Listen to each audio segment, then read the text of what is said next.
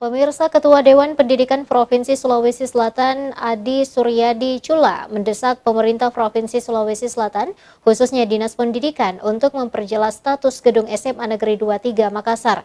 Apalagi saat ini sudah mau memasuki tahun kedua penerimaan siswa, namun hingga kini SMA Negeri 23 Makassar masih menumpang di gedung L2 Dikti Sulsel. Pasca insiden ambruknya atap gedung sekolah di SMA 23 Makassar, terungkap fakta bahwasannya sampai saat ini di SMA Negeri 23 Makassar belum juga memiliki gedung sekolah permanen dan masih numpang di gedung LL Dikti Sulsel. Apalagi beberapa bulan ke depan akan ada penerimaan mahasiswa baru.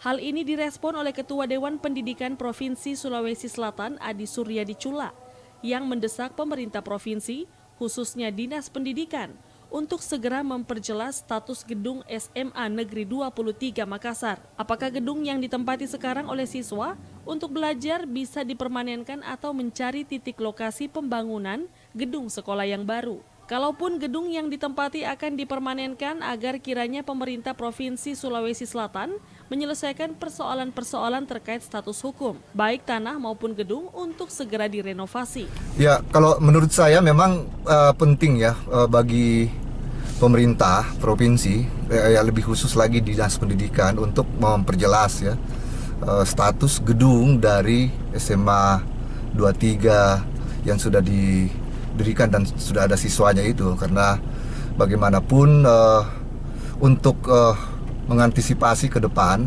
apalagi kan sudah memasuki tahun kedua, berarti akan ada penamatan nanti, dan kalau ada penamatan berarti ada penyerahan ijazah, dan itu berarti kan harus ada kejelasan mengenai status akreditasi dari sekolah bersangkutan.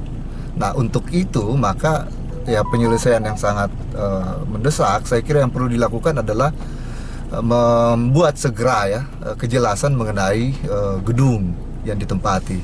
Nah, sekarang sebenarnya kan sudah ada gedung yang ditempati, cuma gedung itu masih menjadi persoalan mengenai status ya, apakah gedung itu bisa ditempati secara permanen atau tidak. Selain itu, Suryadi Chula juga meminta dengan pihak terkait baik pihak sekolah dan Dinas Pendidikan Provinsi untuk segera duduk bersama untuk menyelesaikan persoalan di SMA Negeri 23 Makassar. Apalagi akan melakukan penerimaan siswa baru dan penamatan siswa, perlu juga untuk menyelesaikan persoalan akreditasi. Ardi Jaho, Celebes TV.